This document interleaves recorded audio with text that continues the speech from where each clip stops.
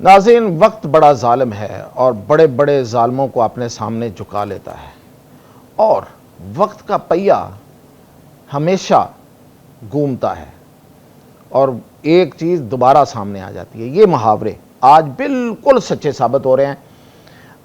लोगों ने वियतनाम की कहानियाँ सुनी थी हमारे समेत। हमने उस वक़्त थोड़ी सी हमें होश थी जब अमेरिका के साथ वियतनाम में बहुत कुछ हुआ और ये जाता था कि वियतनाम की दलदल में अमेरिका फंस गया था। वो निकलना चाहता था और वियतनाम निकलने नहीं दे रहा था। आज वो मनाजर हमारी जो जेन ज़ी है वो अपनी आंखों से देख रही है। हम तो खैर बहुत पहले से इसका अंदाज़ा कर रहे थे, लेकिन जेन ज़ी को नहीं पता था।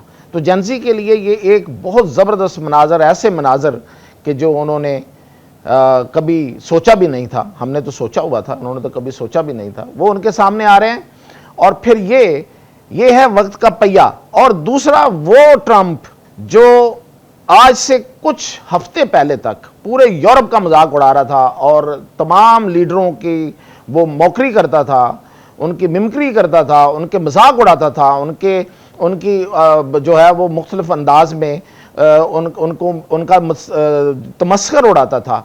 आज सारे उस पर हंस रहे हैं और वो पागलों की तरह अपीलें कर रहा है और पाँव पड़ रहा है। और मैं आपको ये दावे से ये खबर दे रहा हूँ कि जो ट्रंप का मुआवजा होना है उसमें सबसे अहम चीज़ जो है वो उसकी ज़हनी हालत की तरफ होगा, क्योंकि उसकी ज़हनी हालत ठीक नहीं है।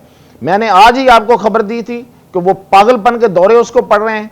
उसकी ज़हनी हालत कभी कुछ होती है, कभी कुछ होती है, कभी वो बिल्कुल टेम होकर मीडिया के सामने गुफ्तगू करता है और फिर अचानक वो ऊंची आवाज़ में बोलना शुरू कर देता है। और ये इस चीज़ की अलामत है। और जो ओवल हाउस में कल हुआ है उसकी मैं दास्तान आपको थोड़ी सी आगे फिर बताऊंगा कि वहाँ क्या हुआ और इस पर पागलपन के दौरे क्यों पड़ रहे हैं मियाँ ताहिर। तो सबसे पहले तो देखें कि वियतनाम में एक जंग लड़ी अमेरिका ने। वियतनामियों ने वो काम कर दिखाया दुनिया में जो उस वक़्त तक किसी ने नहीं किया था। वियतनाम एक गरीब इलाका, आज भी वो बहुत ज़्यादा अमीर नहीं है, लेकिन आज वो अपनी इंटेग्रिटी, अपनी सालमियत और अपनी इज्जत के साथ जीते हैं और अपनी गर्दन ऊंची करके दुनिया में उनका एक मुकाम है कि ये वो लोग हैं जिन्होंने दुनिया के सबसे बड़े सफ़ेद हाथी को वहाँ पे जकड़ लिया था। वो सफ़ेद हाथी वहाँ से भागना चाहता था, लेकिन वियतनामी उसे भागने नहीं दे रहे थे। बड़ी बड़ी कमाल दास्तानें हैं। फिर किसी दिन मैं उस पर एक अलहदा आपको वीलॉग करके बताऊंगा कि वियतनाम में अमेरिका के साथ हुआ क्या था और बच्चों ने कुर्बानियाँ दी थी और औरतों ने कुर्बानियाँ दी थी और किस किस तरह की कुर्बानियाँ दी थी कोई सोच भी नहीं सकता। आज वो दिन घूम के आए हैं, वो दिन फिर के आ गए हैं। वहां से अमेरिका भागना चाहता है, ईरान अब उसको छोड़ना नहीं चाहता। अब ईरान कहता है कि अब नहीं भागने देना भाई। अब उसका सबसे बड़ा सबूत ये कोई बात नहीं कर रहा, ये कोई कहानी नहीं बयान कर रहा। आज की ट्रंप की गुफ्तगू आप जरा सुने, वो क्या कह रहा है। वो कह रहा है कि हम ईरान से बातचीत करना चाहते हैं, लेकिन मेरा ख्याल है कि ईरान हमसे बात नहीं करना चाहता। यानी कि वो ट्रंप जो ईरान को कुछ समझ ही नहीं रहा था। आज की तकरीर में भी उसने बहुत सी ऐसी बोगियां मारी कि जैसे ईरान जो है उसके पास अब कुछ नहीं है, हमने सब मलियामेट कर दिया है, उसकी कुव्वत ख़त्म कर दी है, उसकी लीडरशिप ख़त्म कर दी, उसके ज़खायर ख़त्म कर दिए, उसकी मिलिट्री सारी की सारी जो है वो ज़मीन बोस और मलियामेट कर दी। तो भाई ये सब कुछ कर दिया तो फिर किस लिए बात करना चाहते हो, फिर फतह का ऐलान करो। इसी तकरीर में आखिर पे तो उसको अपनी फतह का ऐलान करके तो कह देना चाहिए था कि हमने ईरान को फतह कर लिया, लेकिन वो नहीं कर सका। बल्कि उल्ट उसके क्या हुआ कि वो उन मुल्कों के पांव पड़ रहा है जिनको वो कल बातें करता था। उसी जापान को, जिस जापान को वो कहता था कि अगर मैं ना होता तो तुम्हारा क्या होता, उसी जर्मनी को और उन्हीं यूरोपीय मुल्कों को वो कह रहा है कि आए, अब आगे आए। चीन की मिन्नतें कर रहा है, अपने मुखालिफ को कह रहा है कि आए, आगे आए और मुझे बचाएं। और वो अब दूर बैठे हंस रहे हैं, कोई आने को तैयार नहीं है। कह दिया उन्होंने, सब ने जवाब दे दिया है कि नहीं आएंगे, नहीं करेंगे इस मामले में मदद।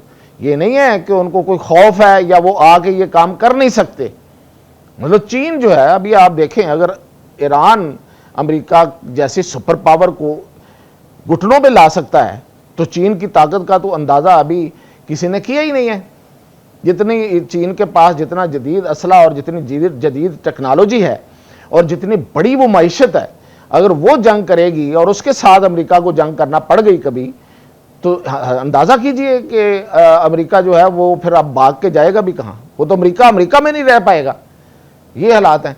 तो इसलिए कोई चीन के लिए, किसी के लिए कोई मसला नहीं है, बल्कि ये सब कुछ जो हुआ है, ये जो इसके साथ हुआ है, ये सब की मुश्तरका कोशिशें। मैं आपको अलग-अलग खबरें देता रहा हूं, आज मैं आपको वो थोड़ी इकट्ठी करके बताता हूं। रूस ने अपना हिस्सा डाला, रूस ने अपना असला भेजा, रूस ने उसको इंटेलिजेंस दी। चीन ने अपना हिस्सा डाला, चीन ने अपना असला भेजा, चीन ने उसे अपनी इंटेलिजेंस दी।